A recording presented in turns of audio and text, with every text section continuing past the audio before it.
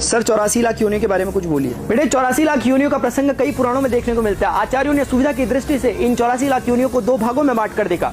पहला योनिज, दूसरा अयोनिज। योनिज वे प्राणी है जो दो जीवों के संयोग से यानी कि सेक्सुअल रिप्रोडक्शन के थ्रू उत्पन्न होते हैं, जबकि अयोनिज वे प्राणी है जो द्विविखंडन यानी कि बाइनरी फ्यूजन के द्वारा उत्पन्न होते हैं, जैसे कि अमीबा। इसके अतिरिक्त प्राणियों को स्थूल रूप से उनके निवास स्थान के आधार पर तीन भागों में बांट कर देखा गया। जलचर जल में निवास करने वाले, थलचर भूमि में विचरण करने वाले और नभचर आकाश में विहार करने वाले प्राणी। इन्हीं तीन प्रकार के प्राणियों को उनकी उत्पत्ति के आधार पर चार भागों में बांट कर देखा गया। जरायुज माता के गर्भ से उत्पन्न, अंडज अंडों से उत्पन्न, स्वेदज निष्कासित पदार्थों अथवा स्वेद यानी पसीने से उत्पन्न और उद्भिज यानी कि पृथ्वी से उत्पन्न प्राणी। पद्म पुराण के 78वें अध्याय के श्लोक नंबर 5 में लिखा है, जलज नव लक्षाणी स्थावर लक्ष विमसति क्रमयो रुद्र संख्यक पक्षिणाम 10 लक्षणम 63 लक्षाणी पशव चतुर लक्षाणी मानव। इसके अनुसार 9 लाख जलचर, 20 लाख स्थावर यानी कि पेड़ पौधे, 11 लाख कीड़े मकोड़े, 10 लाख पक्षी और 4 लाख मानव और समतुल्य योनियां मिलकर के 84 लाख योनियों का निर्माण करती है। इस श्लोक के माध्यम से अक्षरशः अथवा प्रतीकात्मक रूप से जीव जंतुओं की ऐसी प्रजातियों का उल्लेख किया गया है जिनकी संख्या 84 लाख है, जो यह बताती है कि आत्मा को जन्म, मृत्यु और पुनर्जन्म से होते हुए मनुष्य योनि को प्राप्त करने के लिए कितने चक्रों से गुजरना पड़ता है। कुल मिलाकर मेरी दृष्टि में प्रत्येक मनुष्य को यह प्रश्न अपने आप से पूछकर कि मैं कौन हूं और मेरे जीवन का उद्देश्य क्या है, स्वयं को तब तक आंदोलित करते रहना चाहिए जब तक किसी प्रश्न का उत्तर न मिल जाए।